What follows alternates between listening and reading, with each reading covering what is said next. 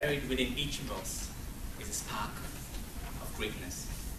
This spark can be fanned into flames of passion and achievement. This spark is buried within each of us. Mr. Toastmaster, fellow members, most welcome guests. My name is Emmanuel Shedipo, and the title of my speech tonight is Not to the Swift. Very interesting title. It was extracted from one of my favorite quotes, which reads, "The battle is not to the strong, nor the race to the swift, but time and chance happens to them all." How could he explain how an African boy leave his homeland and walk for 2 years without resources or funds? How can you explain how a graduate student solved 2 mathematical problems in a week that baffled top mathematicians and professors for decades from the time of Einstein?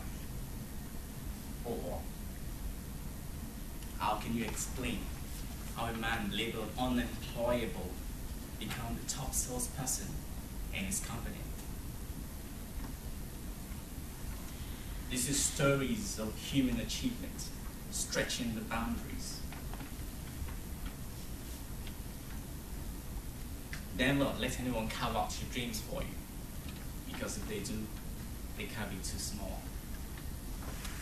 Never let anyone's opinion be your reality.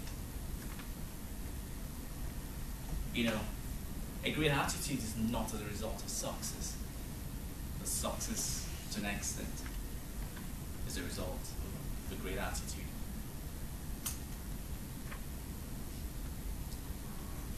By our attitude, we decide to procrastinate or take the necessary step.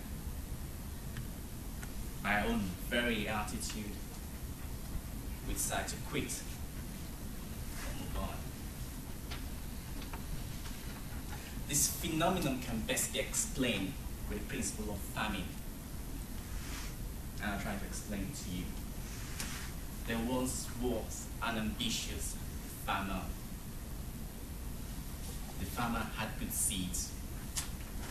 The seeds represent his ideas. So as the farmer went out of the field to sow, some of the seeds fell on the wayside, and the birds came and picked up the seeds and flew away. The farmer had 2 options: to pursue with the birds to retrieve the seeds, or to stay on the field. But it was a wise farmer, because the birds represent the negativity of your friends when you share ideas with them, the difficulty of getting the start of fun for your new ideas. But like I said, he was a wise farmer. He stayed on the field and he continued to sow. Some of the seeds fell on stony ground, and the sun came and scorched the seeds even before they had a chance to grow.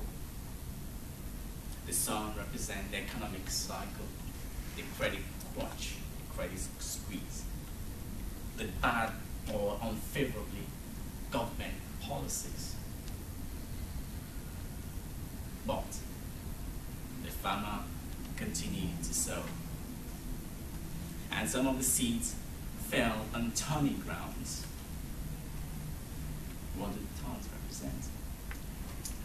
The thorns represent competition from bigger, complex companies that will not allow the startups to grow. But he was an ambitious farmer. And he continued to sow.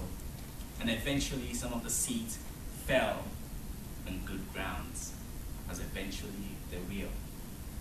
And the seeds, some did 30%, others did 60%, yet some others did 100%. Your seeds, your ideas will continue if you continue. If you don't quit, will eventually fall on good grounds. So what are those ideas? That unstarted business, that unfinished book. The race is not to the swift. The battle time and chance happens to them all. Let's take it home. 10 months ago, I didn't have a business. Today I have an online business on autopilot. That means I don't do anything. It generates income, but it's still small, but it's going somewhere. 10 months ago, I didn't have a clue about public speaking. Tonight I'm giving my 10th speech as a competent communicator, and also a rep speaker for cancer research. 10 months ago, I didn't have a product. Today I have 3 published books. I'll just, if you want to have a look, spray it around and send it backwards. Okay. Clive has read the books. Anita's read some of them. Clive, have you got any comment? Definitely worth reading. Thank you. Well, what is the book that you haven't written? The idea you haven't hatched? Because you can. You can start today. The race is not to the swift. The battle is not to the strong. But time and chance happens to them all. I'd like to round up by quoting one of my famous or favorite philosopher, a German philosopher in the 18th century, Immanuel Kant. He once said, "Perception without conception is blind. Perception without conception is blind." Can anyone extract the meaning of that? Does anyone have a clue of what that means? Do you, David?